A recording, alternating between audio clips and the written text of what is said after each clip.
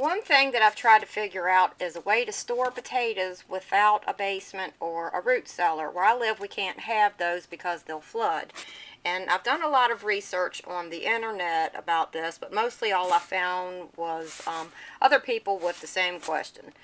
And so what I did find was that potatoes want to be stored between 42 and 50 degrees.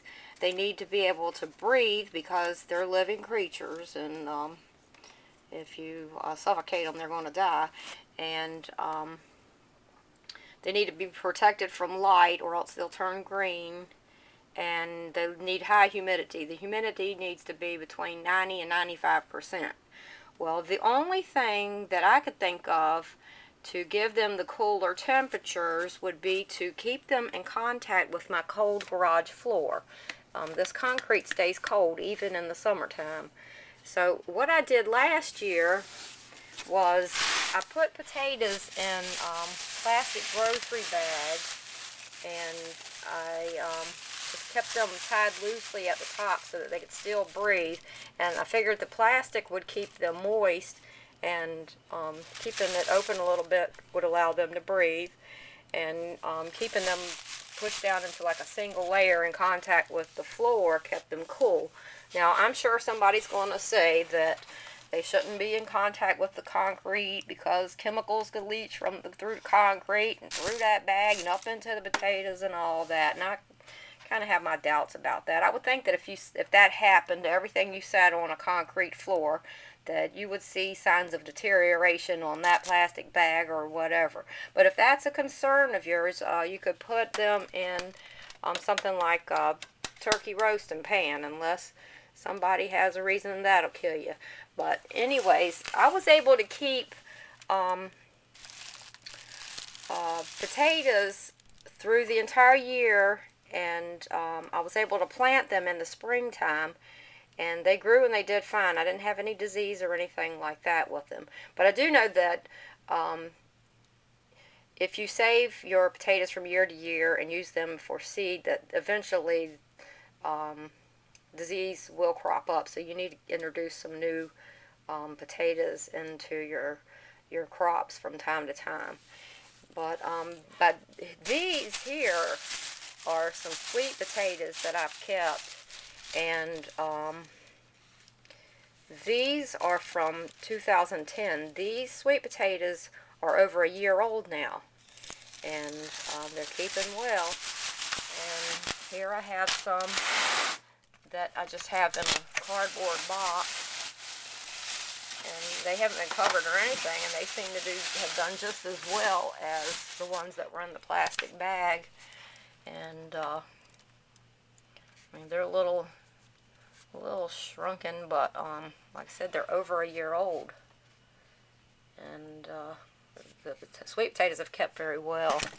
These I bought last week because they were on sale, and I'm just about out of my other ones. I didn't plant any this year because I still had those left, but I thought I would try the roast and pan, and I'm going to shove them up under there because the sides of this pan and the top of it, the whole thing is cool. It might help to cover it with another roasted pan and just poke some holes in it for ventilation.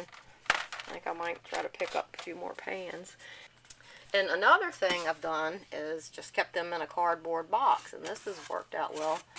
And these are potatoes that I grew myself, so they're more apt to sprout than ones you buy at the grocery store. But these are 5.5 months old, and they're still edible. I mean, they're a little soft, but they're still fine. And somewhere in a very old book, I read that you can break the sprouts off of potatoes 3 times. But they didn't say what happens, what the point is. I assume that the sprouts sap the energy of the potatoes, and it's best to break them off. And probably you could break them off 3 times without killing the potato. So I've kept some in a box like this, and they've done well. And I've also have some in a plastic bin, and I made a cardboard lid from an old box, and they're keeping well in here. Like I said, they're 5.5 months old, and they wouldn't make it over 2 weeks inside my house. And Last year I found that the little bitty potatoes didn't make it. So the medium to large size are the better ones to try to keep for a seed. And when you dig your potatoes, it's best to try to use up the little ones. Here I have, sorry about the noise, some red potatoes, and these aren't good keepers to begin with. And these are rooting, and I doubt if they'll make it to the spring. Although I only have, about 4 more months to go before I can plant these. So I might be able to get these through and replant them, but we'll see about that. But these, I mean, they're spongy, but they're still edible. And I took a couple potatoes a few days ago and put them in a bowl of water, some of the white potatoes, and to see if they would rehydrate, since they're getting kind of spongy. It's because they're becoming dehydrated. And I was actually, while I didn't see I left them soaking overnight. Well, I didn't see immediate results. I took them out, dried them off, and then set them aside.